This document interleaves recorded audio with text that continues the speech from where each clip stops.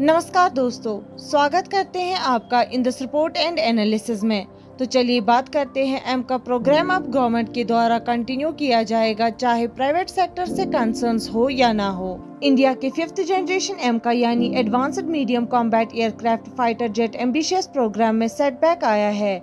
शुरुआती plans private कंपनियों को बड़ी मात्रा में इन्वॉल्व करने के लिए आगे बढ़ने में रुकावट में आई है, क्योंकि उनका लंबे समय तक हैवी इन्वेस्टमेंट करने में रुझान कम है। मिनिस्ट्री ऑफ डिफेंस यानी MOD ने एक स्पेशल पर्पस व्हीकल यानी SPV मॉडल प्रपोज किया था, जो एक PPP एग्रीमेंट है, जिसमें एक प्राइवेट कंपनी मेजॉरिटी स्टेक रखेगी। इस कंपनी का काम एम का जेट्स को असेंबल करने के अलावा प्रोडक्शन लाइंस और पूरी सप्लाई चेन का भी मैनेजमेंट करना होगा। लेकिन इंडियन प्राइवेट एरोस्पेस कंपनीज ने बड़ी भूमिका निभाई करने से इनकार किया है।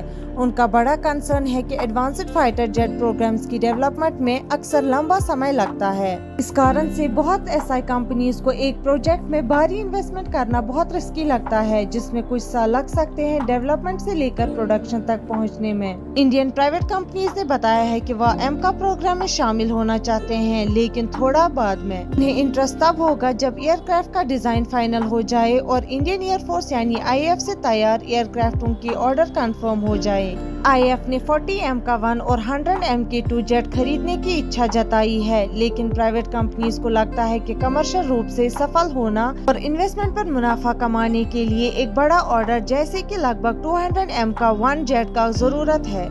इंडियन प्राइवेट कंपनीज हालांकि उन्हें कंट्रोलिंग रोल लेना पसंद नहीं है, लेकिन वो एम का प्रोग्राम में सप्लाई चेन में हिस्सा डालने के लिए तैयार है। उनका इंटरेस्ट फ्यूसलाज और इलेक्ट्रॉनिक सिस्टम जैसे बड़े कंपोनेंट्स की मैन्युफैक्चरिंग में है। जब प्राइवेट सेक्टर कंपनीज लीड लेने से पीछे है, एम का प्रोग्राम का ज्यादातर कंट्रोल सरकार के पास ही रहेगा, जहां एरोनॉटिकल डेवलपमेंट एजेंसी यानी ADA और हिंदुस्तान एरोनॉटिक्स लिमिटेड यानी HAL मेन रोल निभाएगा। प्राइवेट सेक्टर के शामिल होने की संभावना IAF के एम का MK1 जेट्स के ऑर्डर में ग्रोथ पर डिपेंड कर सकती है, जबकि प्राइवेट सेक्टर की भागीदारी इनवैल्यूएबल नॉलेज और रिसोर्सेज लेकर आती है। लेकिन ऐसे लॉन्ग टर्म के प्रोजेक्ट्स के लिए प्राइवेट कंपनीज को जल्दी से रिटर्न्स कमाने में मुश्किल हो सकती है। हमारे साथ बने रहने के लिए शुक्रिया। मिलते हैं अगली वीडियो में, तब तक के लिए अपना ख्याल रखिएगा।